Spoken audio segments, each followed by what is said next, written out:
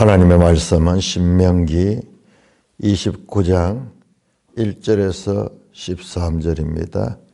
신명기 29장 1절 호렙에서 이스라엘 자손과 세우신 언약 외에 여호와께서 모세에게 명령하여 모압 땅에서 그들과 세우신 언약의 말씀은 이러하니라.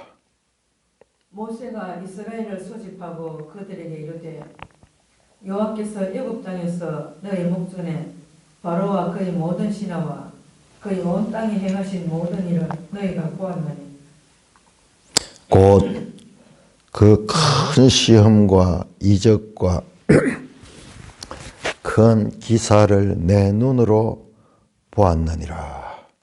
그러나 깨닫는 마음과 보는 눈과 듣는 귀는 오늘까지 여호와께서 너에게 주지 아니하셨느니라. 주께서 40년 동안 너희를 광야에서 인도하셨거니와 너희 몸의 옷이 낡아지지 아니하였고 너희 발의 신이 헤어지지 아니하였으며 너희에게 떡도 먹지 못하며 포도주나 독주를 마시지 못하게 하셨음은 주는 너희 하나님 여호와신 줄을 알게 하려 하심이니라. 너희가 이곳에 올 때에 헤스본 왕 시혼과 바산 왕 옥이 우리와 싸우러 나왔으므로 우리가 그들을 치고 그 땅을 차지하여 로벤과 가앗과 므낫세 반지파에게 기업으로 주었나니 그런즉 너희는 이 언약의 말씀을 지켜 행하라.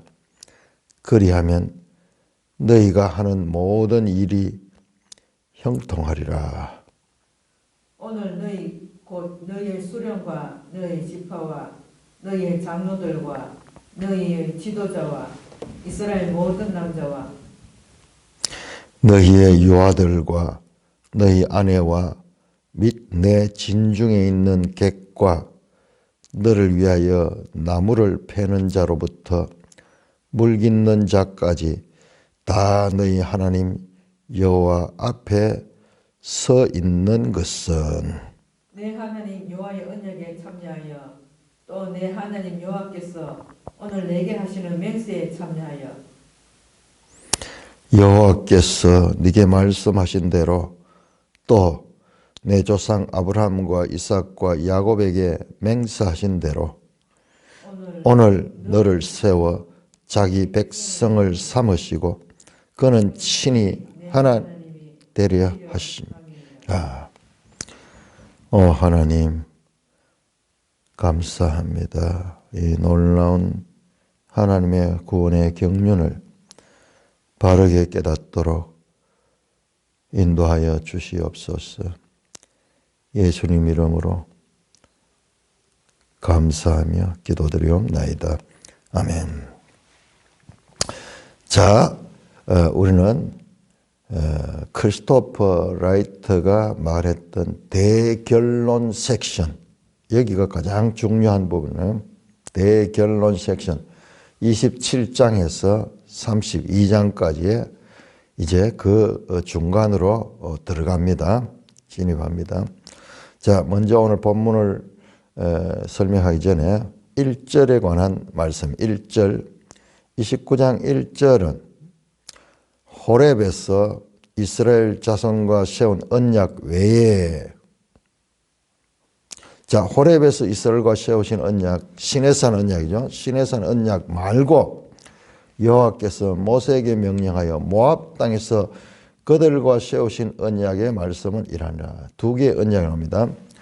시내산 언약과 모압 언약. 자, 그 말씀은 이러하니라. 우리말에는 이러하니라가 제일 끝에 나오는데 원문에는 이것은 이러하니라, 이것은 이게 시작돼. 엘레 하는 이게 엘레 다발이 말씀이다.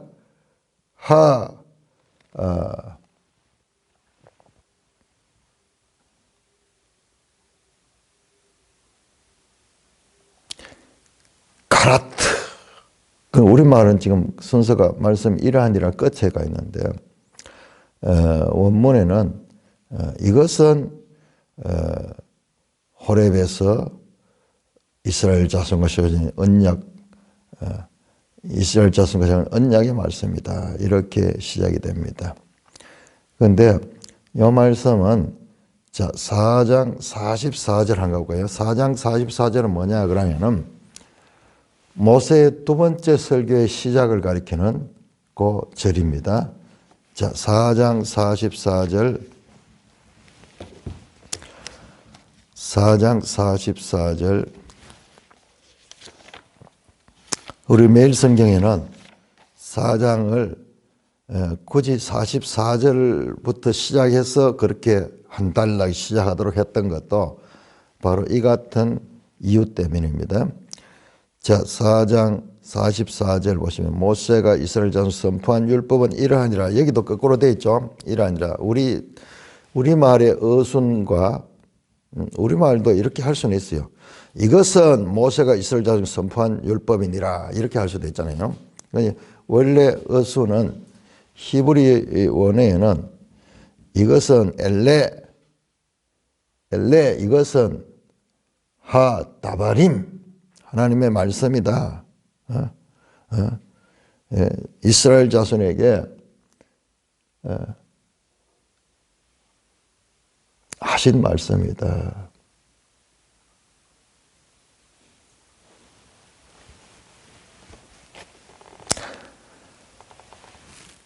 그 말씀이 됩니다. 자, 우린 여기서 왜 지금 내가 이 말씀을 중요하게 이야기하느냐고 하면, 자, 우리가 1장 1절에서 4장 43절 여기까지가 모세의 첫 번째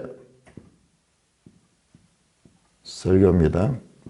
오늘날처럼 딱 이렇게 구분해가 제목을 딱 달아주고 이랬으면은 우리가 성경 읽기가 쉬울 텐데 그런 게 없어. 옛날 성경에 장절도 없고 아무것도 없어요. 그런데 이건 이제 찾아냈는 거예요. 3,500년 동안 모세 이후로 유대인들도 그리고 이방인들인 우리 기독교인들도 이 말씀을 연구하면서 거의 합의된 그와 같은 이 해석입니다. 그래서 매일 성경에도 5장부터 시작 안 하고 바로 4장 바로 뒤에 이제 5장이 나오는데 그래도 굳이 했는 거는 이제 이게 4장 44절에서 29장 68절까지냐 아니 28장 29장 1절까지냐 요것 때문에 신학적인 논쟁이 많이 있습니다. 많이 있습니다. 그런데 자, 일단 단락부터 나누고요. 그다음에 29장 2절에서 34장 12절까지인가 뭐 이렇게 끝이 나요. 이게 두 번째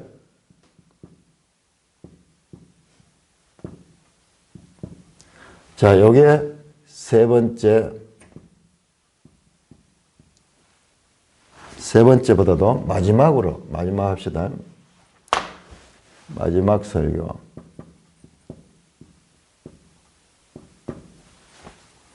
자, 이렇게 세 개로 나는데 문제는 29장 1절이 두 번째 설교에 들어가느냐, 안 그러면 마지막 설교에 처음에 위치하느냐에 따라 가지고 해석이 많이 달라져요. 많이 달라지고, 그리고 이것 때문에 많은 논쟁이 있어서, 그래서 우리 성경장들 나누는 사람은 이거를 마지막 설교에 속하는 거로 생각을 하고 이렇게 구분했는 거예요. 그런데 자, 29장 1절에 히브리 성경을 보면 히브리 성경에는 우리하고 달리 이것도 또 역사를 연구해야 돼요. 장제를 나눌 때 어떻게 해가지고 이렇게 차이가 있는가 여러분들 연구해야 그건 이제 전문 학자들이 하는 거예요. 우리는 그 사람들 했는 걸 가지고 지금 이야기하는 거지. 그거 연구하려고 그러면은 우리 본문 못 봐요. 그러니까 성경은요, 해석을 되는데 수많은 사람들이 부분 했는 것을 우리는 지금 종합해서 깨닫게 되는 거예요. 그러니까 얼마나 감사한지 몰라요. 전부 자기 역할들을 했는 거예요. 자기 역할들을. 이 원문 이런 성경 사본학 연구한 사람들은요. 평생 그것만 하는 거예요. 그것만. 그렇게 해야지 그걸 알 수 있어요. 자, 그런데 히브리 성경 장절에는 우리는 28장 68절로 끝이 나지만은 히브리 성경은 28장 69절로 끝이에요. 69절. 그러면은 이 69절에 이 68장 69절이 뭐냐? 29장 1절이 여기에 들어가 있어요. 그리고 히브리 성경에는 딱 하면 28장하고 29장하고를 구별해요. 그러니 29장 1절이 29장 2절이 29장 1절로 되어 있어요. 그걸 한 절씩 차이가 나.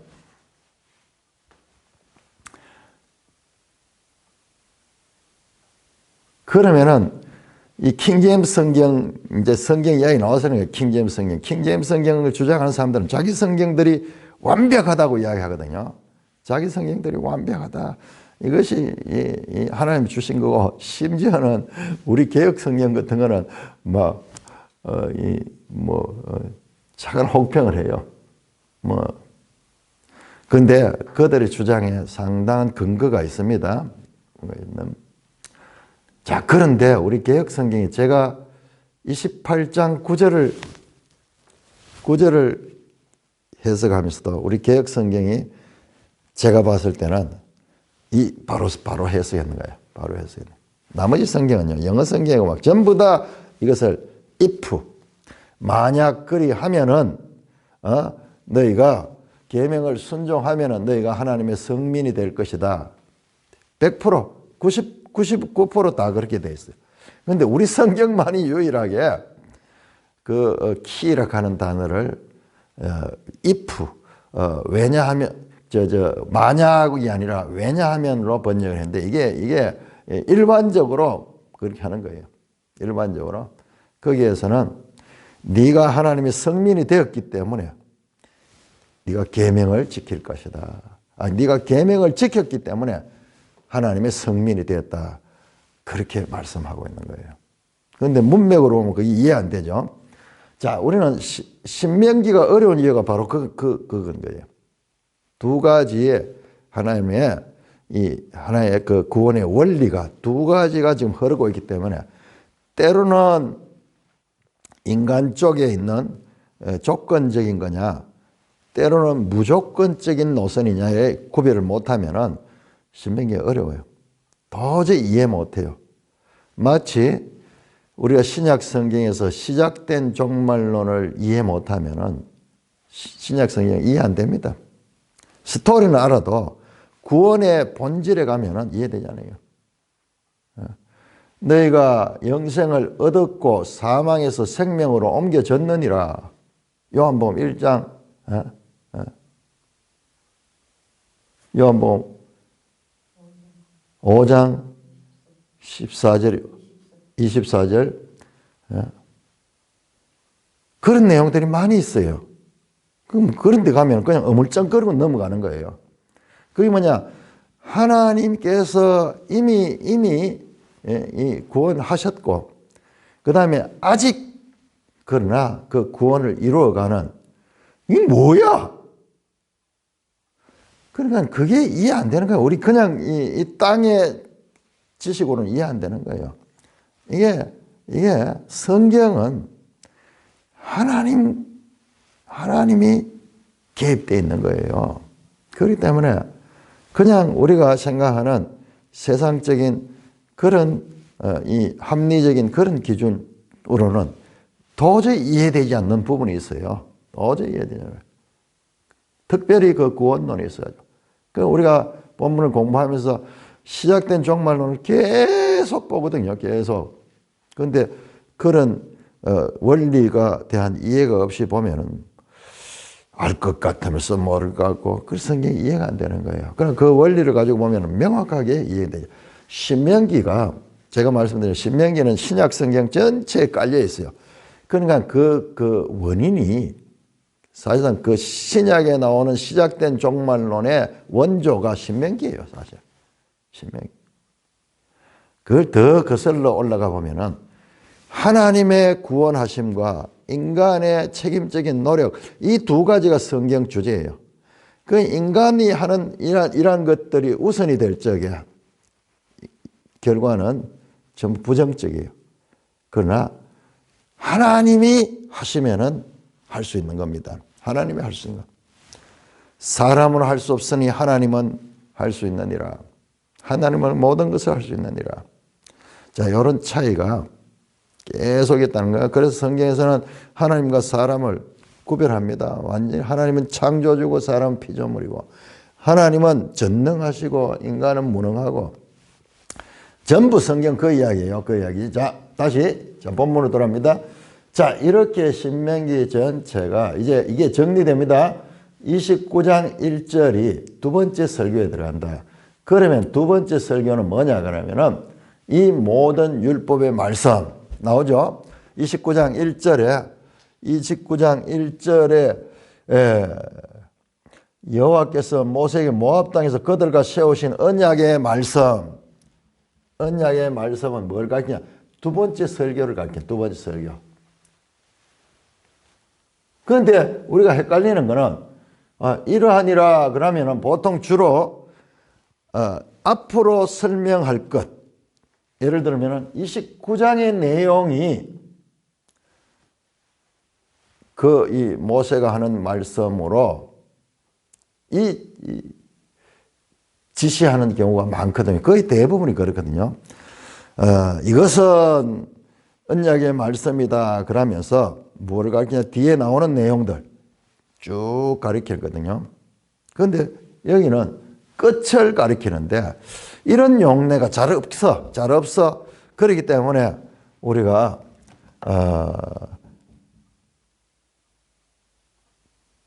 우리 성경의 배치로 보면은 29장 내용이 1절과 연결되는 걸 생각하게 되는 거예요.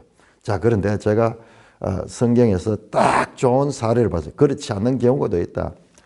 이것은 가는 게 앞으로 나오는 게 아니라 이미 나왔던 내용을 정리하는 것으로서 사용되는 사례가 대표적인 걸 내가 발견했는데, 레위기 27장 보세요. 레위기 27장.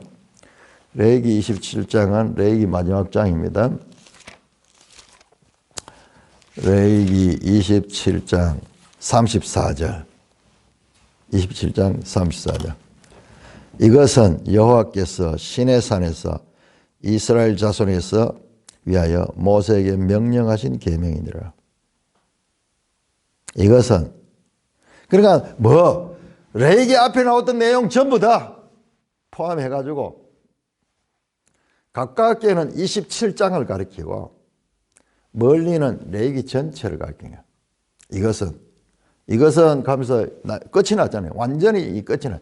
그러니까 이런 사례들이 있어요. 이런 사례들이 있어요. 그러나 대부분은 이것은 여호와께서 말씀하신 것이다 이러면서 이제 그때부터 예수님 하나님의 말씀이 쭉 나오는데, 반대로 이 모든 말씀을 하고 끝에 가서 이것은 하나님의 말씀이다. 그래서 이런 증거 본문들 29장 1절이 앞에 것을 말씀하고 있다는 증거 본문들도 성경에 있습니다. 그런데 방금 보세요. 27장 34절과 레위기 끝과 지금 신명기 29장 1절을 보시면은, 자, 요게 이 두 개가 나오네요. 이것은 여호와께서 시내산에서 이스라엘 자손을 위하여 모세에게 명령하신 계명. 자, 이거는 시내산 언약을 가리키는 거예요. 자, 그래서 29장 신명기 29장에 되면 호렙에서 이스라엘 자손과 세운 언약 외에 여기 레위기 요걸 가리키는 거예요. 그 말고 요것은 레위기까지고, 그 다음에 여호와께서 모세에게 명한 모압 땅에서 세우신 언약은 이러하니라. 그러니까는 이걸 가지고 전체를 모압 언약이라. 모압 언약. 자, 모압 언약이 뭔가 요게 모압 언약이에요. 모압 언약. 모압 언약. 근데 모압 언약을 세겜 언약이라고도 항상 갈로를 붙여서 표현합니다. 왜 그럴까요? 왜 그럴까요? 그렇습니다. 그렇습니다.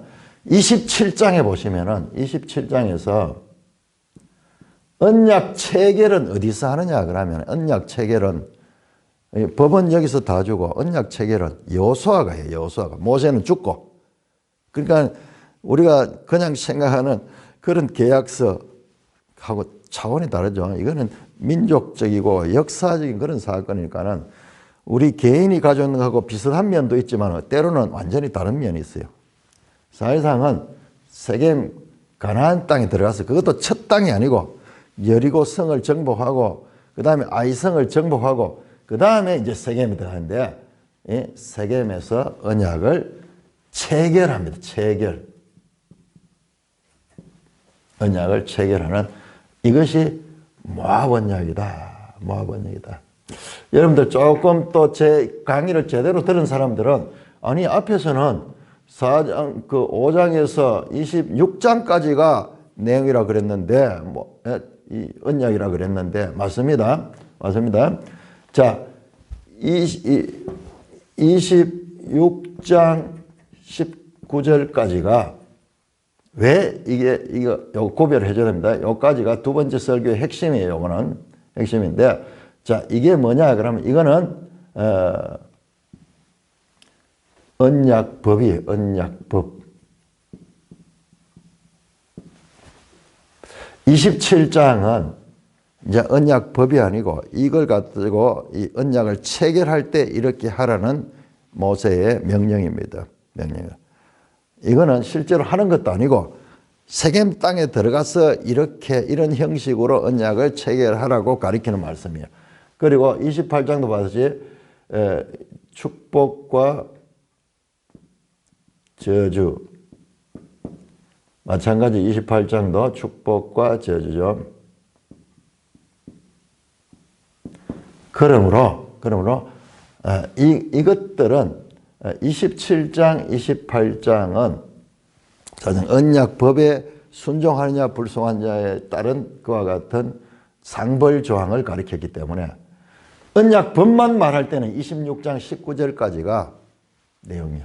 그럼 출발도 조금 더 뒤로 가야 돼요. 5장 1절부터 봐야 돼요. 5장 1절부터. 10계명이 나오거든요. 5장 3절부터가 10계명이 나와요. 10계명의 도입부가 되거든요. 5장. 자, 이렇다. 자, 이걸 알고. 자, 이 구조를 봤는데, 그러면 첫 번째 설교와 이 마지막 설교는 어떤가? 여러분, 이게 놀라워요. 이게 놀라운데. 자, 첫 번째 설교는 이스라엘 역사의 과거예요, 과거. 과거 역사가 주로 나옵니다. 그 다음에, 그럼 마지막 설교는 장차 일어날 미래에 관한 내용이 이 속에 들어있어요. 그러니까는 이 구조가 소위 이 29장에서 34장까지 이 마지막 설교와 그리고 첫 설교가 이 두 번째 설교를 감싸고 있는데 저 앞은 이스라엘의 과거 출애굽부터 해서 쭉 해왔던 그 과거 역사가 그 다음에 여기 마지막 설교에는 이제 장차 어떻게 될 것인가 미래에 대한 메시지가 그 속에 들어 있습니다. 그러면서도 나중에 더 보시면은 이 속에도 미래에 대한 이야기가 들어 있어요. 이 속에도 과거에 대한 이야기도 들어 있어요. 그러나 핵심 메시지는 과거고 미래고, 자, 이게 현재로 이런 구조로 돼 있다는 것을 알아야 되고, 오늘 우리는 큰 걸 정리합니다. 29장 1절은 두 번째 설교에 포함이 된다. 이거를 제대로 분별을 못하면요, 늘 헷갈립니다. 그냥 읽는 데는 아무 상관없어요. 그러나 제대로 이해하려고 하면 한 절 한 절이 명확하게 이해되려고 하면 이런 정리가 필요한 것입니다. 자, 그렇다면 2절부터 봅니다. 2절부터 모세가 온 이스라엘을 소집하고 그들에게 이르되, 자, 지금 나오는 내용은 이제 모세가 이스라엘 백성들을 다 소집하는 장면부터 합니다. 그러니까 이거는 스토리죠. 내러티브. 앞에는 이 법에 대한 그 같은 말씀이었고, 이제 이야기가 또 다른 이야기가 시작이 되죠. 지금까지 이 법은 기록되었다 그러면은 설교로 나타난 거라 그러면, 지금은 29장 2절부터는 다시 이제 행동이 나오는 거죠. 행동이. 모세가 온 이스라엘을 소집했다. 온 이스라엘을 소집했다. 온 이스라엘을요. 그러니까 우리는 이 한 절을요, 그냥 앞에 나오던 법조항 같이 그렇게 봐서는 안 돼요. 이거는 그림을 그려봐야 돼요. 어마어마한 수십만 명의 수백만 명이 될 수도 있어요. 이스라엘이 지금 다 모이는 거예요. 소집하는 거예요. 어떤 넓은 장소에 소집하겠죠. 그런데 여기에도 우리는요, 조금 너무 문자적으로만 해석하는데요. 아마 대표들만 모일 거예요. 어린아이들하고 뭐 여자들하고 다 모이면 대표성은 있겠지만 그 사람들 수백만 명이 한 자리에 모일 수 있을까요? 모인들 이렇게 말을 해도 이렇게 알아들을 수 있을까요? 아마 대표들이 될 수도 있고, 대표들이 돼도 몇만 명이 될 거예요. 몇만 명은 수만 명이 될 수도 있어요. 엄청난 사건이다. 모세가 온 이스라엘을 소집하여 그들에게 이르되,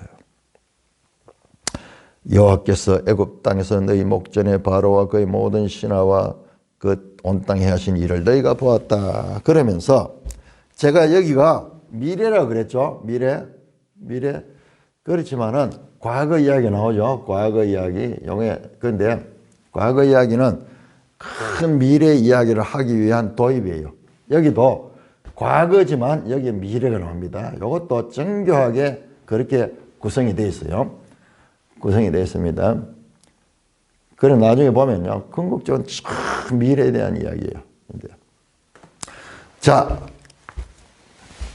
출애굽해서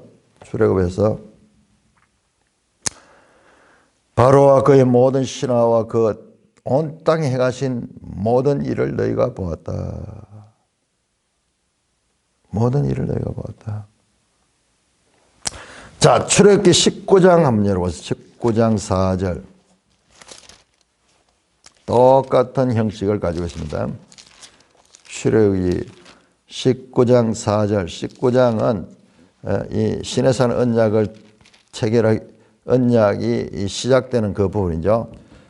4절에 보시면은 내가 애굽 사람에게 어떻게 행하였음과 내가 어떻게 독수리 날개로 너희를 업어 내게로 인도하였음을 너희가 보았다. 요 1세대들은 3개월 전에 이 사건을 경험해서 이 사건. 그래서 하나님이 기적적으로 홍해를 말리고 그렇게 건너온 그 사건이에요. 형식이 똑같아요. 그 백성들 앞에 말했던 것처럼 오늘도 보니까는 이스라엘서 그들에게 이르되 여호와께서 애굽 땅에서 너희 목전에 바로와 그의 모든 신하와 온 땅에 행하신 모든 일을 너희가 보았다. 열재앙을 비롯해서 홍해를 말리고 건너게 하던, 그리고 이 광야를 거쳐서 만나와 메추라기를 주시면서 행하신 기적으로 왔어요. 기적으로서. 3절입니다. 곧 그 큰 시험과 이적과 큰 기사를 네 눈으로 보았느니라. 큰 시험, 이적, 큰 기사 전부 하나님의 초월적인 능력이에요. 니플라우트, 놀라운 하나님의 능력. 이거는 시간과 공간과 물리적인 법칙과 이런 것을 초월하는 하나님에 속한 거예요. 그러니까 성경에는 이런 요소가 있다는 거예요. 이런 요소. 그런데 자유주의 신학자들, 인본주의 신학자들은요, 이런 걸 다 무시하고, 이걸 다 무시해버리고, 이런 거는 그냥 뻥이다. 이라고 여기에서 인간들의 이야기, 도덕적 윤리, 이런 건 이야기, 성경을 보는 거예요. 그러니까 근본적으로 그들은 믿음이 없기 때문에 그들이 성경을 아무리 많이 알아도 그것은요, 구원에 이르는 믿음이 아니에요. 이걸 빼버리면은, 아니, 신앙에 있어가 신앙 대상에 하나님의 역사를 빼버리면은 세상의 영혼들의 이야기하고 다를 바가 뭐가 있어요?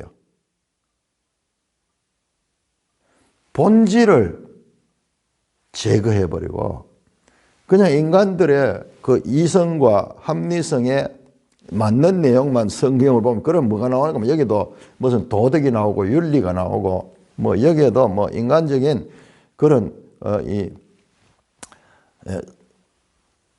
인간 개발이랄까, 자기 개발적인 그런 요소도 있어요. 분명히 있습니다. 그렇지만은 하나님이, 성경 전부 하나님이 시작합니다. 태초에 하나님이 천지를 창조하셨다. 이 대전제를 무시해버리고 내가 이해 안 된다고 해가지고 믿음 없으니까는 그 이해가 절대로 안 돼요. 믿음으로 우리가 믿고 알아가는 건데 근본적으로 믿지를 못하니까는 알아갈 수도 없는 거죠. 자, 전부 기적입니다. 니플라우트. 그런데 4절에 보시면은, 그러나 역전접속사, 하나님이 다 그렇게 하나님이 주권적으로 기적적으로 역사하셨다. 그러나 앞의 내용을 뒤집으면서 깨닫는 마음과 보는 눈과 듣는 귀는 오늘까지 여호와께서 너에게 주지 아니하셨다. 무슨 말이지? 자, 그럼 그 다음에 보세요. 5절에 주께서 40년 동안 너희를 광야에서 인도하였거나 너희 몸에 옷이 낡아지지 않았고 너희 발에 신이 헤어지지 않았고 너희 떡도 먹지 못하며 포도주나 독주도 마시지 못하게 했으면 주는 너희 하나님 여호와인 줄 알게 하라심이라.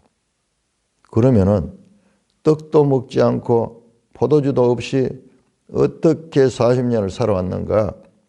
이게 전부 하나님이 기적으로 만나, 때로는 메추라기도 주시고 반석에서 물을 내주셔서 기적으로 살았잖아요. 이스라엘. 전부 하나님이 주권적으로 사람이 살 수 없는 조건에서도 하나님은 이스라엘 백성들을 살리시고 인도하여 주셨는 거예요. 전부 하나님이 하셨죠. 근데 4절을 보시면, 자, 우리가 이제 이 구조에서 성경을 이해하려고 하면 이런 구조를 이해하지 못하면 성경을 바르게 이해하지 못해요. 이거는 누가 발견했느냐? 우리 믿음의 선배들이 성경이요. 그들은 천재들이에요. 천재들이 믿음을 가지고 이 본문을 연구하면서 우리한테 넘겨준 거예요. 이게 거의 인정되는 그런 내용입니다. 자, 여기에서 성경의 구조가 중요하다 하는 거. 그런데 처음부터 어떻게 구조를 하려 모릅니다. 성경을 제가 많이 읽어야 돼요. 많이 읽고 목사는 이걸 연구를 해서 이걸 성도들에게 가르쳐야 됩니다. 자, 우리가 여기에서도 샌드위치 구조를 보시면은, 자, 2절, 3절, 2절, 3절 하나님의 주권적 역사죠. 전부 기적으로 인도했죠. 기적은 하나님께 속한 거예요. 그 다음에 4절을 빼고 5절, 6절 전부 기적의 결과. 옷도 40년 동안 옷 한 벌밖에 없었는데 그 옷을 40년 동안 입었어. 말이 됩니까? 신발 몇 컬이나 필요하겠어요. 40년 동안 광야를 그것도 막 걸어가는데, 그런데 신발 한 컬레 가지고 40년을 지낸 거예요. 옷도 헤어지지 않고 신발도 헤어지지 않았어.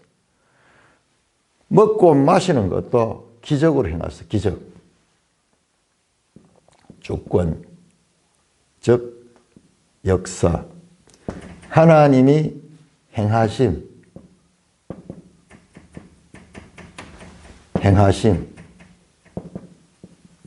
하나님이 하신 거예요. 하나님이 하신 거예요. 사람은 여기 살 수 있는 조건이 안 됩니다. 살 수 있는 조건이 아닙니다. 자, 근데 4절에는 하나님이 이 구조에서 완전히 이제 벗어나는 그런 내용이에요. 하시지 않음. 요거는 사람 그대로 뒀어. 사람 그대로. 이런 기적 가운데서도 하나님께서 하시지 않은 것이 있는데 그것이 깨닫는 마음과 보는 눈과 듣는 귀는 오늘까지 여호와께서 너에게 주시지 않았다. 주시지 않았다. 깨닫는 마음,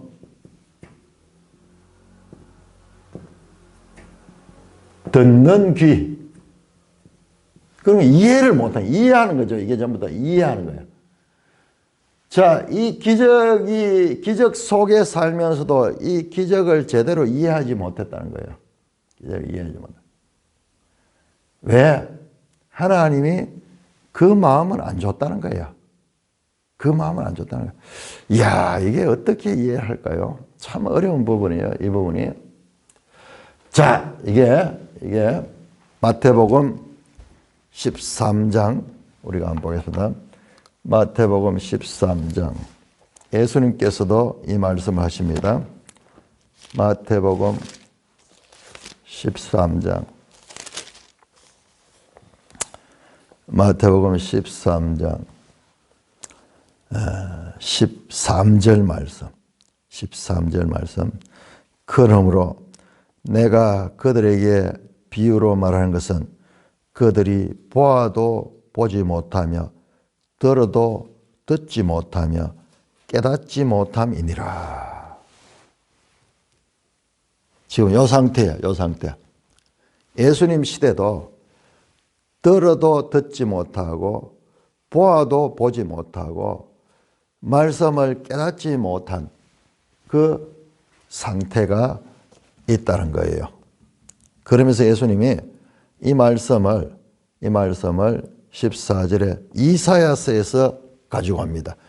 사실상 이사야보다도 먼저 지금 여기에 신명기 나왔어요. 자, 그래서 너희가 듣기는 들어도 깨닫지 못할 것이요 보기는 보아도 알지 못하리라.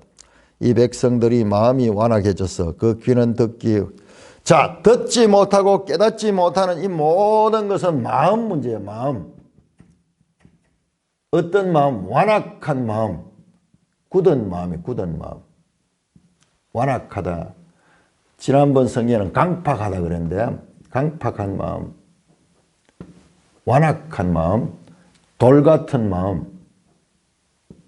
이 마음의 문제예요. 핵심이 여기 있습니다. 자, 이게 핵심이에요. 이 핵심.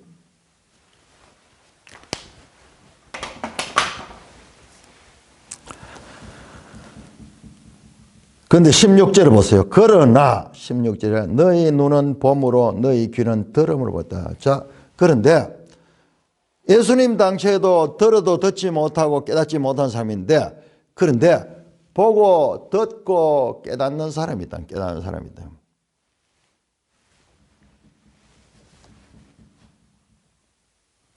내가 진실로 너에게는 많은 선지자와 의인이 너희가 보는 것을 보고자 해도 보지 못했고 너희가 듣는 것을 듣고자 해도 듣지 못했다.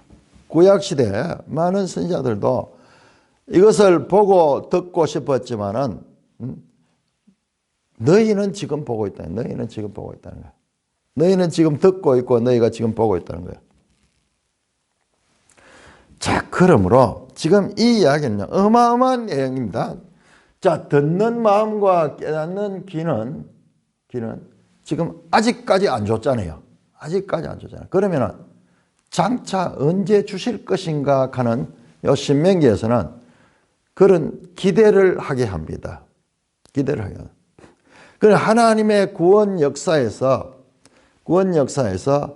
그 때가 있는 거예요. 때가. 기적으로 역사하고 이와 같은 때가 있었는데, 그런데 그들에게 깨닫는 마음과 듣는 귀는 아직까지 주지 않았어. 자, 오늘까지 주지 않았어. 그러면은 오늘까지는 주지 않았으면은 장차는 언젠가 줄 것인가? 장차 언제는 줄 것인가? 그런 여지를 남깁니다. 그러니까 이 말씀은요, 난해 구절이에요. 여기만 보면은, 그러나 이것이 나중에 30장에 가서 해결됩니다. 30장에 해결됩니다. 자, 로마서. 자, 이것은 얼마나 중요한지, 로마서 11장 8절.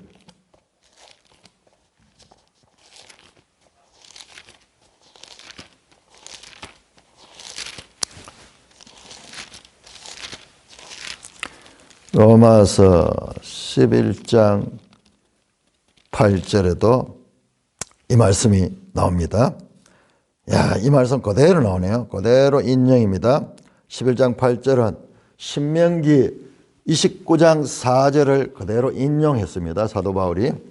기록된 바 하나님이 오늘까지 그들에게 혼미한 심령과 보지 못할 눈과 듣지 못할 귀를 주셨다. 함과 같으니라. 여기는 반대로, 여기는 하나님은 주지 않았다 그랬는데, 깨닫는 마음과 보는 눈과 듣는 귀를 오늘까지 여호와께서 너에게 주지 않았다 그러는데, 바울은요 그것을 주었다 하는 거로 주었다. 뭘 주었느냐? 혼미한 심령, 깨닫지 못하는 마음입니다. 보지 못할 눈, 듣지 못할 귀를 주었다는 거예요. 그래서 역으로 하면은 깨닫는 마음과 보는 눈과 듣는 마음을 주지 않았다는 거예요. 이게 같은 걸 해석을 해본 해석. 성경 본문에는 오늘까지 여호와가 주지 않았다 그랬는데, 이걸 주지 않았다 그랬는데, 바울은 여기에서 깨닫는 마음과 보는 눈과 듣는 귀, 그 마음을 굳게 했다는 거예요. 보는 눈, 보지 못할 눈을 주고 듣지 못할 귀를 주셨다는 거예요. 이걸 해석을 했네요. 주지 않았는 것은 여기는 주었다고 하는데 뭘 주었느냐? 주지 않은 결과, 하나님께서 주지 않은 결과 깨닫지 못하고 보지 못하고 듣지 못하는 그것을 지금 바울은 말씀합니다. 신명기 29장 4절을 그대로 인용해서 해석하는 거예요. 그러니까 여기에서는 또 바울 11장 8절에서는 더 우리가 알 수 있는 것은, 그러니까 하나님이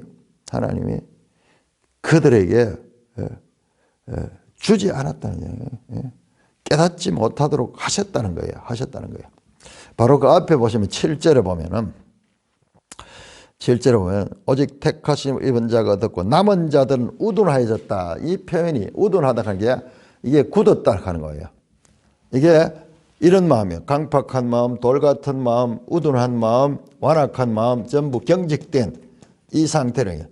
자, 이거와 지금 연결돼서 말씀하고 있습니다. 그래서 아주 중요한 본문입니다. 자, 그러면은, 자, 여기서 먼저 우리가 30장으로 넘어가고, 30장에 보면은 여기에 대한 답이 나옵니다. 30장 6절 보면은, 내 하나님 여호와께서 네 마음과 네 자손의 마음에 할례를 베푸사 너로 마음을 다하여 뜻을 다하여 내 하나님을 사랑하고 생명을 얻게 하실 것이다 라는 말씀이 나와요. 저것은 뭐냐? 30장은요 장차 언제 미래에 아까 이야기했죠. 이 구절은 전부 장차 일어날 일에 대한 말씀입니다. 자, 그 정도로 보고 나중에 30장 가서 우리가 엄청 연구를 해야 돼요. 엄청 자세하게 봐야 됩니다. 일단 여기에서는 하나님이 이때까지는 이 기적으로 역산했지만은 그 기적이 가지는 의미에 대해서 이스라엘 백성들이 이해하지는 못했다. 하는 그런 정도로 우리가 볼 수 있습니다. 자, 그런데 이런 구조대도 다 여기 하나님이 하시고 여기 다 하나님은 여기는 하나님이 하시지 않는 부분이 있다는 거죠. 부분이 있다. 자, 그리고 이제 7절입니다.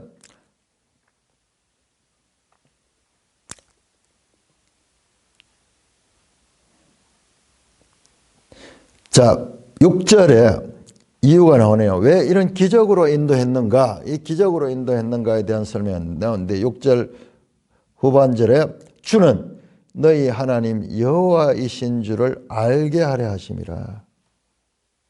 여호와이신 줄 알게. 이런 기적을 통해서 하나님이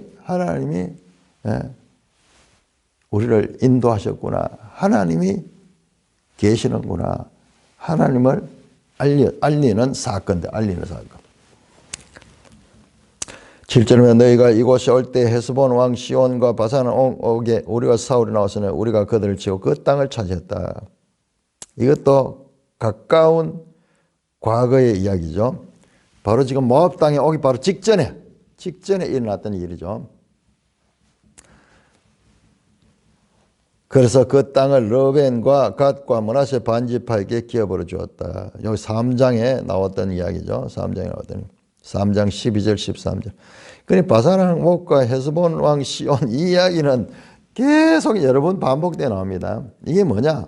이게 광야에서 기적과 마찬가지로 하나님이 기적적으로 그 적군들을 물리치고 그 땅을 정복하게 하는 하나님의 역사예요. 그러니까 계속 하나님이 하신 일, 그에 대한 그것을 할 적에 늘 사례로 들려 나오죠. 그래서 그 땅을 르벤과 갓과 므낫세 반지파에게 기업으로 주었다. 요단 동편 땅을 먼저 받죠. 자, 그런즉 너희는 이 언약의 말씀을 지켜 행하라. 그리하면 너희 하는 모든 일이 형통하리라. 자, 이 언약의 말씀이 뭐냐? 이 언약의 말씀은 바로 신명기 두 번째 설교에 나왔던 그 신명기 법전, 이 법전의 말씀을 지켜 행하면은 너희가 하는 모든 일이 형통할 것이다.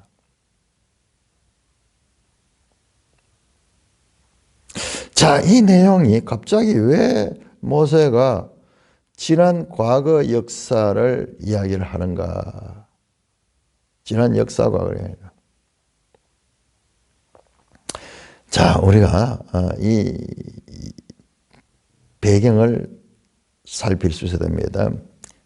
자, 모세가 2절에 보면 온 이스라엘을 소집했죠. 왜 소집했을까요? 지금 언약 백성과 언약을 맺기 위해서 소집한 거예요. 언약을 맺기 위해서. 그래서 10절도 언약의 대상이 나옵니다. 너희 수령과 너희 지파와 너희 장로들과 너희 지도자와 이스라엘 모든 남자와 너희 유아들과 아내와 진중에 있는 객과 너희를 나무 패는 자보다 물기 있는 자 모든 사람들이 지금 너희 하나님 여호와 앞에 서 있는 것은 소집해가지고 지금 하나님 모세를 통해서 말씀을 듣고 있는 이게 뭐냐 그러면은 이게 지금 무슨 장면이냐 그러면 언약 즉 그와 같은 관계를 맺는 거예요.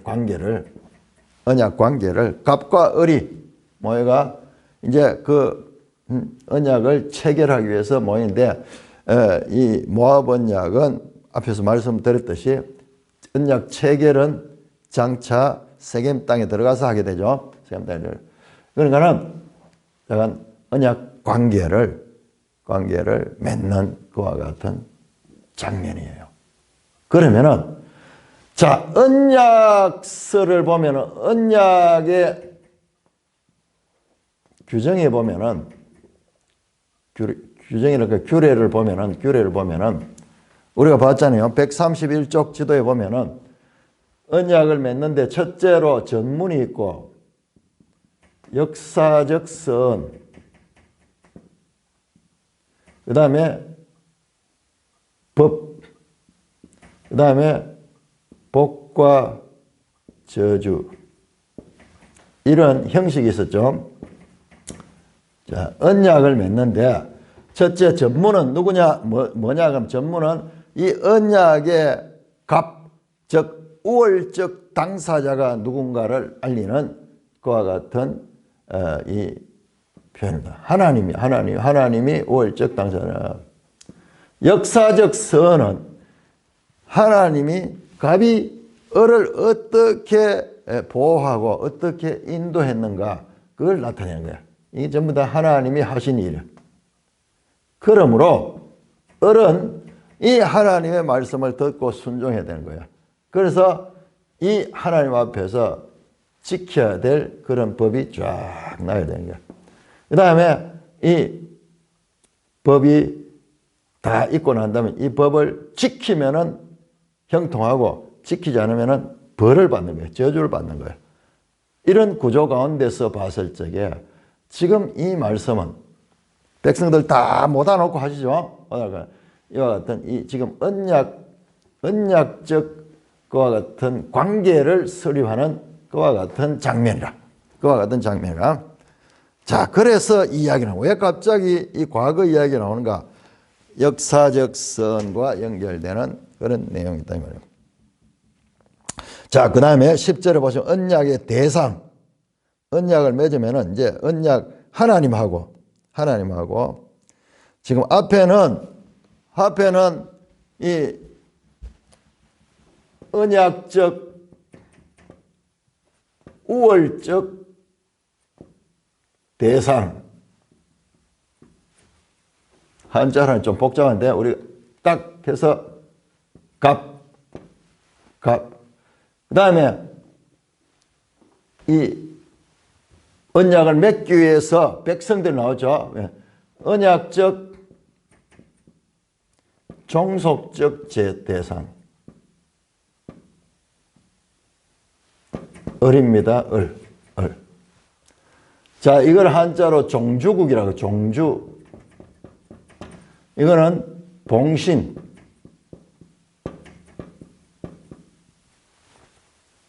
갑과 을의 관계로 이렇게 지금 그 장면이요. 그래 백성들이 을이 다 모인 거예요. 다 모인 거예요. 심지어는 보시면은요, 어린이들과 아내와 진중에 있는 객과, 이거는요 이방인들이에요. 이방인들. 그럼 너희가 나무 패는 자부터 물 깃는 자까지 다 여호와 앞에서 다. 이거는 이스라엘의 종입니다. 이스라엘 종들. 이게 우리가 보면은 여호수아서에 보면은 기브온 사람들이 나중에 이런 역할을 하게 되죠. 그러니까는 이 이스라엘 속에 묻혀서 그런 역할을 하는 자들까지 다 여호와 앞에 서 있다. 을이 다 모여 있는 거예요. 모인 가운데서 이 언약을 관계를 맺는 거죠. 자, 그래서 하나님은 한 분이고 그 언약 당사자인 그 을은 수가 어마어마하게 많은 거예요. 자, 여기에 놀라운 것은 너희 진중에 있는 객과, 이 객은요 출애굽기 12장 38절 보면 이스라엘 출애굽할 때부터 따라왔는 사람들, 이방인들 가운데서 따라온 사람들. 근데 이 사람들도 하나님께서 유월절을 다 지키게 했죠. 홍해를 같이 건넜습니다. 그래서 이 사람들에 대한 그것도 언약.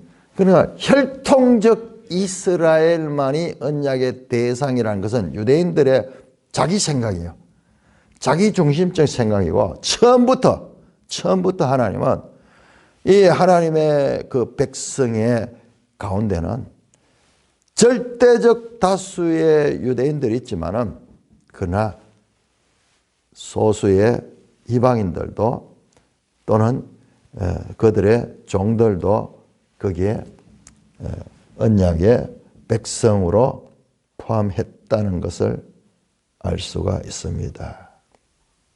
이게 아주 중요한데요. 이건 앞으로 언약 백성이 이스라엘뿐만 아니라 세계 만민으로 이어지는 저와 여러분들도 포함되는 그와 같은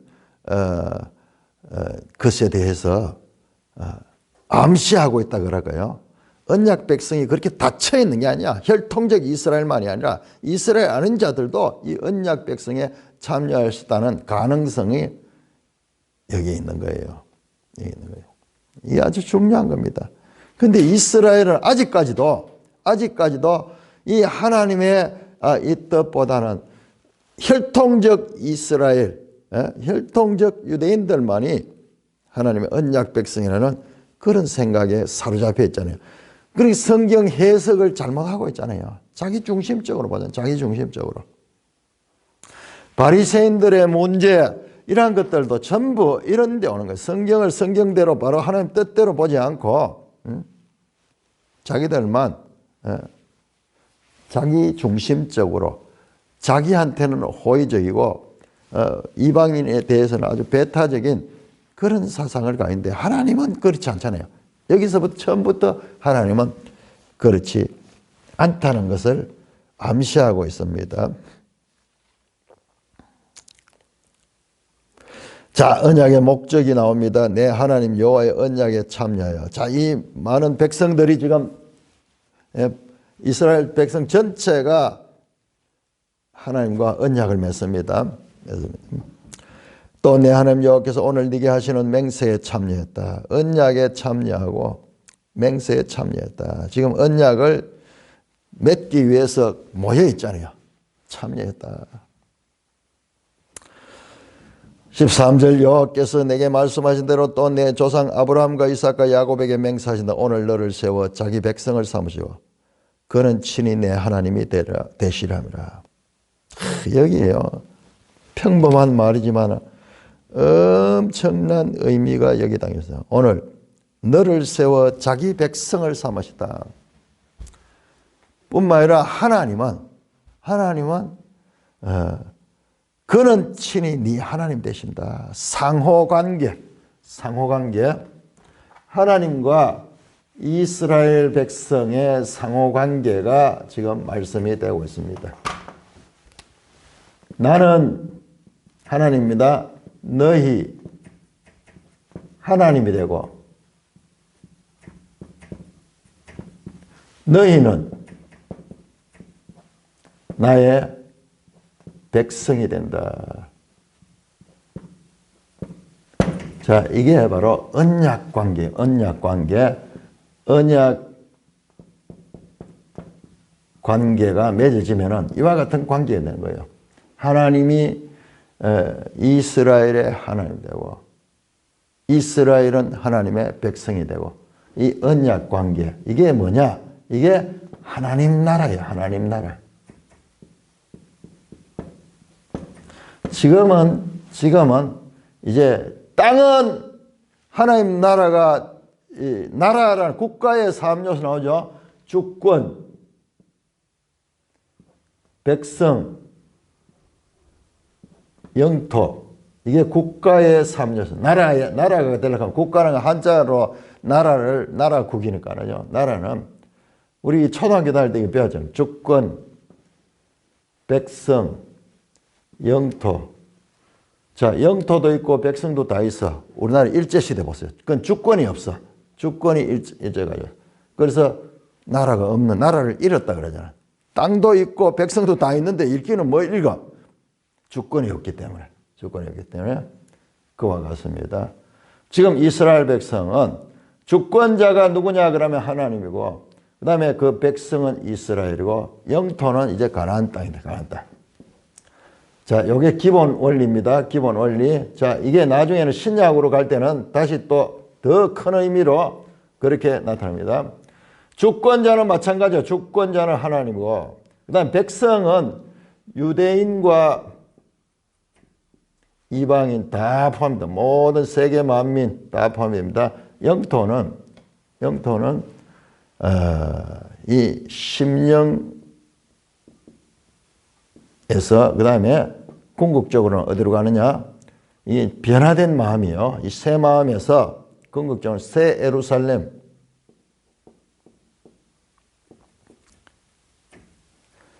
자, 이렇게 성경은 발전적 변화 있습니다. 발전적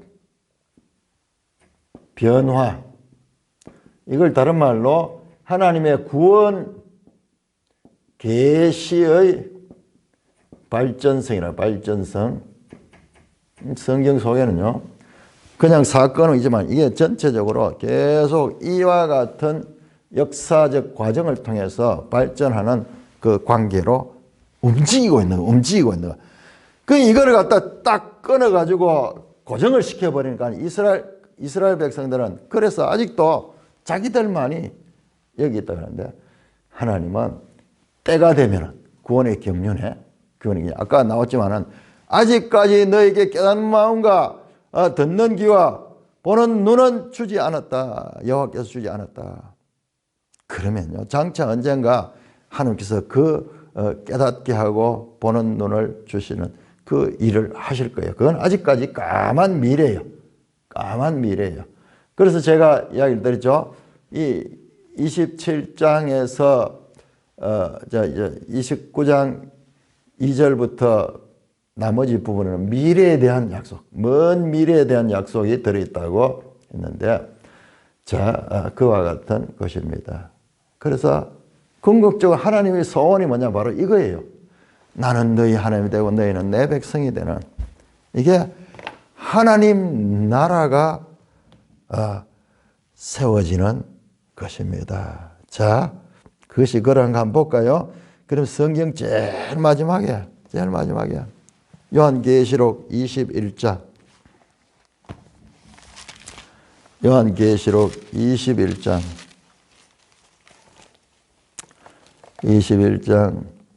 3절 보세요. 3절.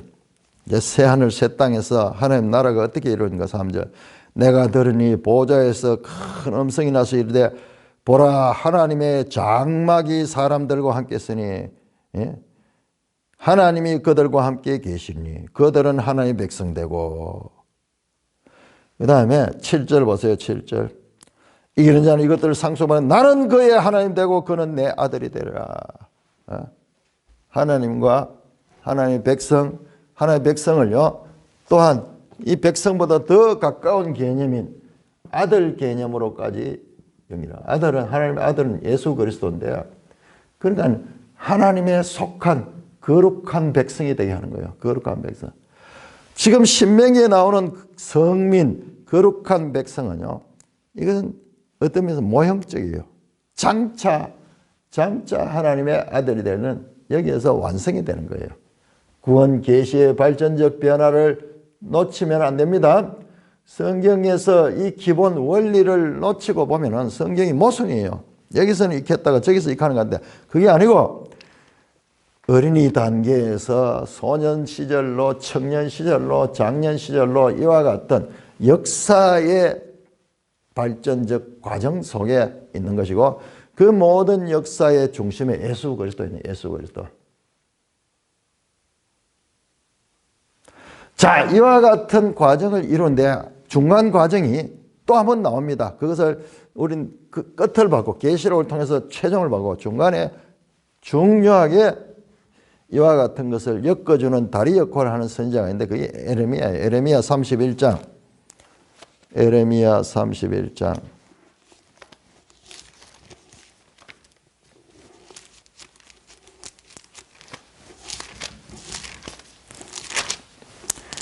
에레미야 31장 33절. 그들이 다시는 각기 이웃과 형제를 같이 너는 여호와를 알라 하지 아니니 이는 작은 자로부터 큰 자 다 나라고이다. 내가 그를 기하고. 33절입니다. 33절. 31절부터 33절까지 내가 이스라엘 집과 유다 집에 새 언약을 맺어 이 언약은 그들이 조상들과 애굽 땅에서 인도해 낸 날에 맺은 것과 같이 하나니 바로 이 시내산 언약, 모압 언약을 시내산 언약. 그러니까 모압 언약은 시내산 언약과 그대로 연결되어 있습니다. 그것과 다르다. 그러나 그날 후에 이스라엘 맺은 내가 그의 법을 그들 속에 그의 마음에 기록하고 나는 그들의 하나님이 되고 그들은 내 백성이 되고. 바로 이게 새 언약, 새 언약. 그냥 지금 읽었던 우리 계시록은 끝을 가리키지만 중간 과정부터 하나님께서 계속 이와 같은 하나님 나라가 이 땅에 세워질 것에 말씀하고 있었던 것입니다. 여러분 여기에서요 우리가 한번 생각해 보세요. 복음서가 어떻게 시작되는 거예요? 복음서 중에 제일 먼저 쓰여진 것이 마가복음이에요. 마가복음에 회개하라, 하나님 나라가 왔다, 하나님 나라가 가까웠다 하는 이야기예요. 하나님 나라가 지금 왔다. 그 하나님 나라를 가지고 오신 분 세례 요한도 그 하나님 나라가 왔다고 선포했고. 자, 우리 마가복음 1장 한번 열어봅시다. 마가복음 1장.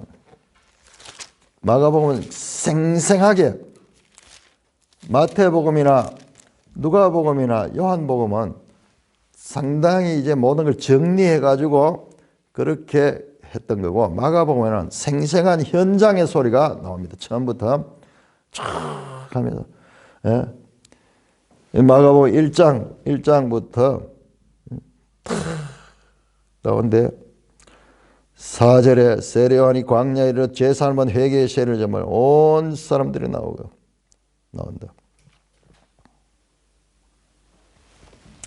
15절 예수님의 첫 음성이 15절에 이르시되 때가 찼고 하나님 나라가 왔으니 회개하고 복음을 믿어라.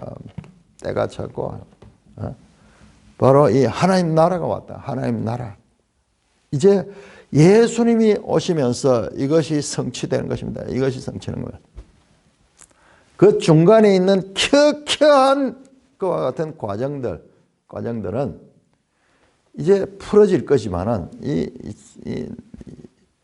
역사서 속에서 선지서 속에서 풀어질 거면 이 신명기에서는 이미 그것을 지금 말씀하고 있는 거예요. 그것을 말씀하고 있는 거예요.